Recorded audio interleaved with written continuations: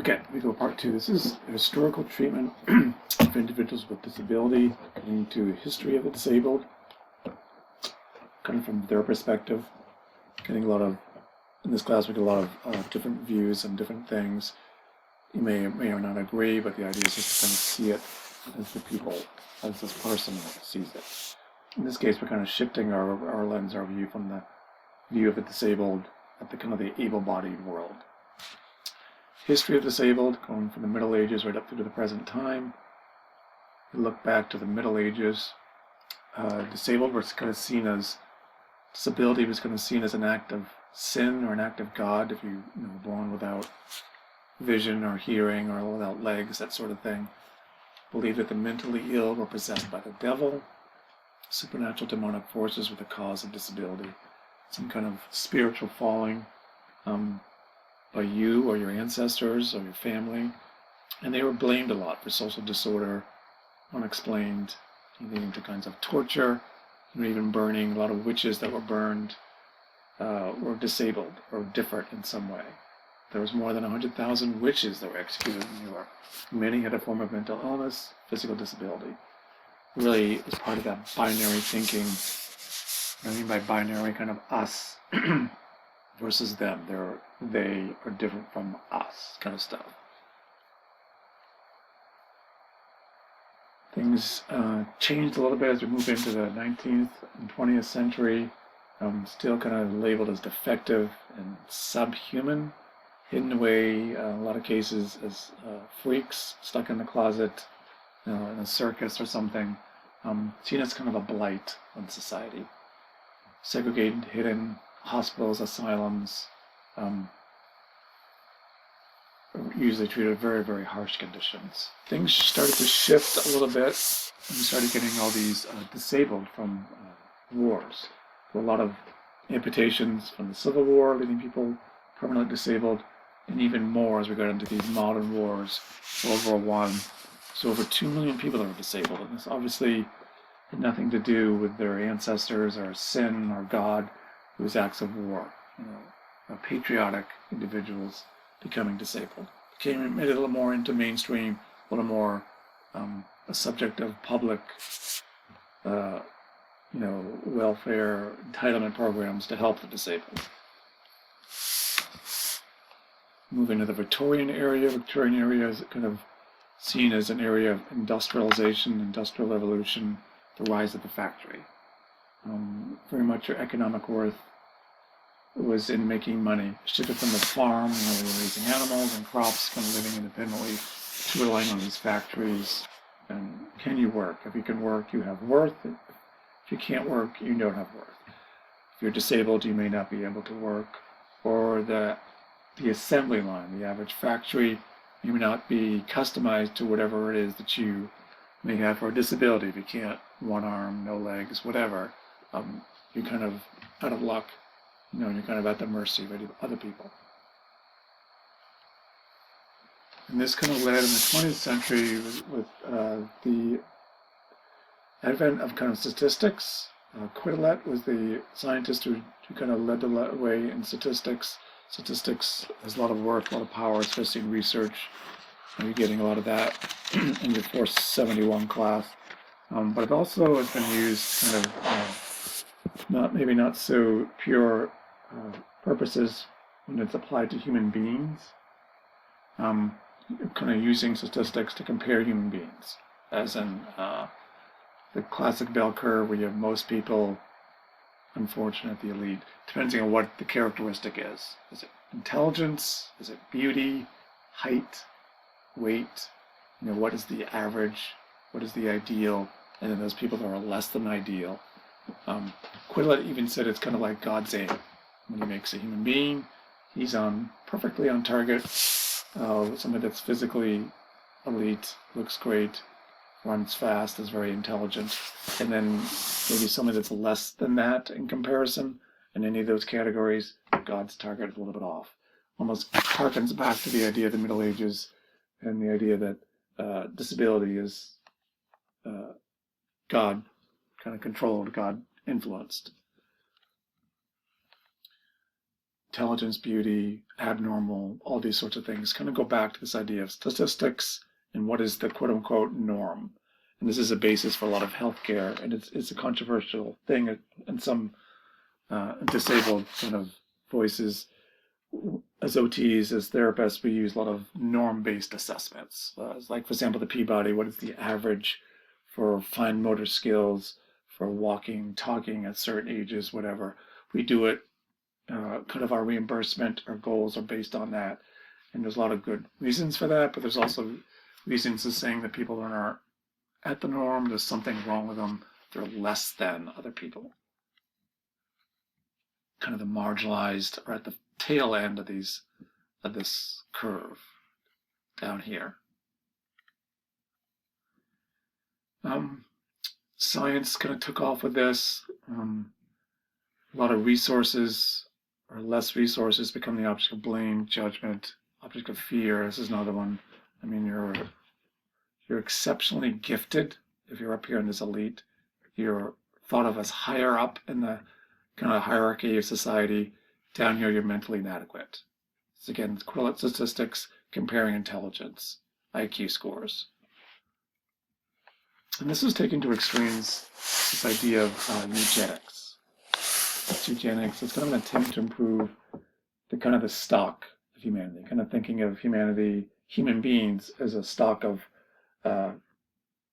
cows or steer, where you want all the steer to be big and muscular and full of meat. You want to get that stock as strong as you can, as healthy as you can. Looking at human beings as this, using statistics to compare, we want just the elite. We don't want the mentally inadequate. God's goal was to improve the quality of the gene pool as based on Quetelet's statistical research measures of worth. Reduce the disabled's burden on society. Disabled was kind of saw it as bringing everybody down. We have to take care of these people that can't keep up, that can't work, that sort of thing. This idea of social Darwinism, survival of the fittest, is within the natural order of the world. He kind of ignored the idea of Darwin, really didn't say that. He kind of said the opposite. Survival is through diversity. Without diversity, there is no survival of a species. But kind of get into this, fit is right, survival of the fittest kind of mentality. This was taken to extremes, as we all know, with the Nazi Germany. The Aryan race, the purity of all that. And it wasn't just people of Jewish faith that they went after. It was also people that were disabled. They exterminated physically, cognitively disabled, your sexual orientation, mentally ill. Even if you had genes that they thought might be leading to disability, they exterminated you as well. Believed in breeding of the physical and mentally ideal, equivalent ideal, as measured through statistics. You think, oh, that was just Germany, they were crazy and all that, and they certainly were. But this idea of eugenics wasn't just in isolation in Germany. It was actually an example of what was going on in the entire scientific community at this point, really, in the 20s and 30s. It was almost mainstream, this idea of eugenics, and a lot of the scientists behind it, and they were scientists in universities, came from this country, America. And it was a worldwide movement. There were forced sterilization laws of those who had disabilities in Europe, Eastern Europe. This is kind of eugenic certificate. This guarantees that I've examined the gender of this card and have a perfect physical and mental balance and unusually strong eugenic love possibilities. Will fitted for to promote the happiness and future welfare of the race. The stock, again. This is an American kind of thing. This was everywhere at the time. This was kind of the mindset at this time. When you're thinking if you're disabled and you're seeing this history from the Middle Ages up to that, it's a kind of a recurring story, a recurring theme that you really look down upon, really kind of discriminated against because of these inherent kind of beliefs. U.S. laws, a lot of examples of that: prevented disabled from moving into the country, disabled from marrying, having children, forced sterilization of disabled, including children. Here's an example of this. This is Maine. This is a family stock of a woman sterilized by the state of Maine. The reason, hereditary feeble-mindedness, whatever that was, I'm not sure how they even measured that. And this kind of tracked her family tree, showing all these quote-unquote defects in her family tree. insanity, moron, feeble-minded, alcoholic, neurotic, and I don't know what that means, sexual pervert, not sure what that means, but you have these characteristics. We don't want you to be part of our ideal stock of humanity, so we're going to sterilize you. And that's what happened back then. Oh, here's another good case example. Carrie and Emma Buck, a mother and her daughter were sent to the colony for epileptics and the female-minded. They didn't want these people, these individuals, this other kind of thinking, to reproduce, basically. And they were forced sterilization. She had a daughter. She wasn't supposed to have a daughter. Carrie did. But she did have a daughter, Virginia. And they said, we're not going to let you have any children. You think you're feeble-minded. Actually, she wasn't feeble-minded. She was just very poor and very low education. So they didn't want her to have any children. Her daughter, by the way, grew up to be an honor roll student. No signs of delay or mental illness. But she fought this. Carrie Buck fought this. She says, I want to have more children. How can you do this to me? And the state fought back. And it went to the Supreme Court. And the Supreme Court ruled in 1927 that Carrie Buck is the probable potential parent of socially inadequate offspring. Likewise, the fact that she may be sexually sterilized without detriment to her general health, and that her welfare and that of society will be reported by her sterilization. This was the thinking back then. It was in Germany. It was everywhere. Is the kind of the take-home message. And again, it ties into this continuing pattern of how the disabled have been treated. Eugenics, health. They used to have these at the fairs, like the Freiburg Fair and the Bangor Fair. They would have these eugenic health exhibits, kind of espousing these beliefs back in the 20s. Okay, now we're going to shift to these different models of disability, different ways of looking at the idea of disability, and thinking about that term disability. The most prominent one, the one you kind of work from, especially in the healthcare in this country, is this mainstream healthcare in this country, is this medical model of disability. This is kind of a late thing, 60s, 70s. Really thinking of the human body as an objectified machine made up of universal parts. This is the machine, and they started doing these dissections, which were actually a big deal back in 17th century. And one of the big things they found with the dissections is there's uniformity. This arm has the same muscles as this arm, and all these people have the same muscles, generally speaking, in the same places. So the human body is just like a machine. We just need to figure out how to fix it. We can fix his arm. We can fix everybody's arm. It's not so much something of spirituality or the mind or emotions. It's a machine. The individual is defective. Parts are not the same. If you have something wrong with you, you're defective. Disabled, seen as diseased and ill. If you're disabled as something, there's assumed there's something wrong with you through the medical model that needs to be fixed through surgery, therapy, that sort of thing. You're not okay as you are. You need to be corrected. Disabled are not seen as a flourishing of necessary biological diversity, but as a defect in need of remediation, fixing. Through medicine, that's kind of what medicine is, we're fixing the disabled, bringing them back to the norm. Think about that statistical bell curve again. Just to restore what society considers statistically, quote-unquote, normal. This is the medical model disability. Body as a machine. An embodied problem in need of a cure.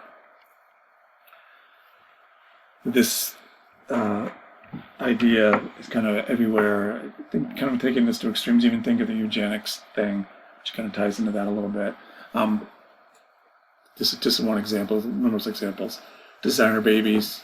What do you want your baby to look like?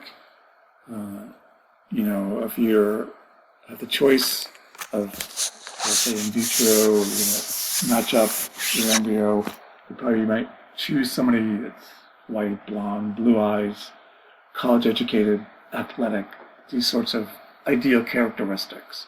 We're getting to the point where we can manipulate, the DNA within the womb and give you that perfect baby that you want. That is not going to be disabled. It's going to be, this ideal able-bodied individual. Same kind of mindset. All right, so shifting to a different model of disability came out of the late 20th century. Social model disability, disabled not seen as a medical diagnosis, but as an environmental barrier. It's all about the barriers and what society labels disability. Is kind of a society creation. It's not, I'm not disabled. What is disabling me are these stairs. If it wasn't for these stairs, I could go to work at my job like everybody else. So it's not the paraplegia that's disabling me or the wheelchair, really. It's the stairs. It's the environmental barrier. Disability is the creation of negative attitudes, limited physical access, communication, not the individual. Cause of disability is not paraplegia, but the lack of appropriate wheelchair ramp in this example. Could be whatever it is. This kind of thinking keyed 1970s social movement led to legislative changes such as the Americans with Disabilities Act. You watch that movie, Quick Camp, if you haven't already. It's all about this. This is the movement back in the 70s and 60s, 80s that led to the ADA law and more rights for disabled around reducing these barriers so the disabled can be treated like everybody else and do what everybody else in terms of access to jobs and to whatever. Third theory is kind of looking at it through this idea of disjuncture theory. You can play around with this a little bit. And this kind of flips things around. It says this idea of disability doesn't really exist. Kind of looking at disability through an uncategorized lens. Seeing the atypical as typical. Atypical being disabled, different. Typical being everybody else sort of thing. If you ever watched that first Star Wars, that first famous scene, that bar scene where you have all those space creatures, space aliens in the bar. They're all very, very different. So here you can see the atypical is typical. Everybody is different. So this is kind of this idea. We're just assuming everybody's different. Disability is not based on a medical diagnosis or statistical norm. Everyone in everyday life is at one point or another disabled. You may be disabled by technology, or you may break a leg for a while. It kind of shifts things around, moves the disabled from separation to integration. We're all in this the same. And together, diversity is normal. It's not us versus them. It's all of us in all our strangeness, weirdness, abnormalities, statistical abnormalities together. Disjuncture theory. Not all disabled are in disjuncture. So are you in juncture or disjuncture with the environment? It's going to connect with occupational engagement. It's like, are you engaged fully with the environment or not? So this child, let's say he cannot walk, let's say he has cerebral palsy. So when he's out of the pool, he's struggling in his wheelchair, whenever, he may feel in disjuncture. But when he's in this pool swimming, like everybody else, he is in juncture. He is not disabled. It's all about a good fit with the environment for everyone. And it's the same thing with the able-bodied. So you may have a time in your life when you're in disjuncture. And you have a day in life when you're in disjuncture. You have a terrible day. You got a red light. You got a car accident.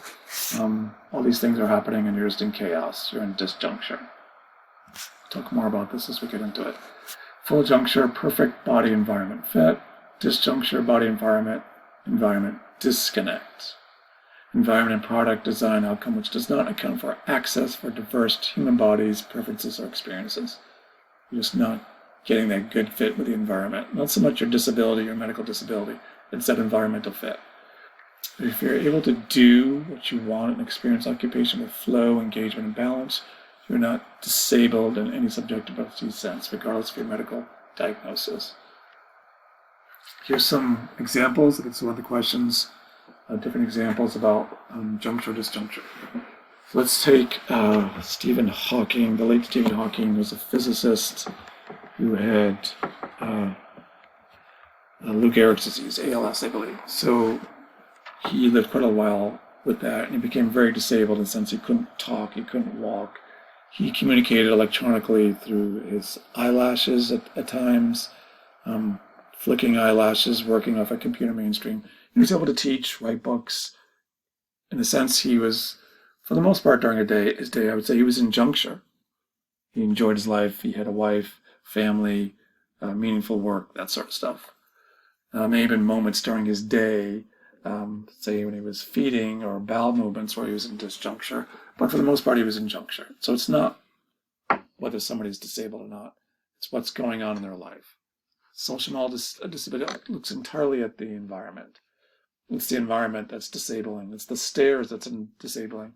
It's not the medical diagnosis. Medical model, on the other end of it, flips it the other way. It's all about the medical diagnosis. It's all about the spina bifida. We need to correct that through surgery. It's all about the spinal cord injury. We need to find a way to fix that, to get them back to that statistical norm, so to speak. Okay, here's the question. I think I've answered all of these questions. Eugenics, kind of improving the stock of humanity. How does it relate to the bell curve? It breaks the human stock, humanity, into these marginalized. So you have like the norm, the extreme, high case, the low case, highly intelligent, mentally inadequate kind of thing. Buck's, the sterilization of Carrie Buck is an example of eugenics through the Supreme Court in the U.S. Just talked about the different models of disability. How is empathy defined?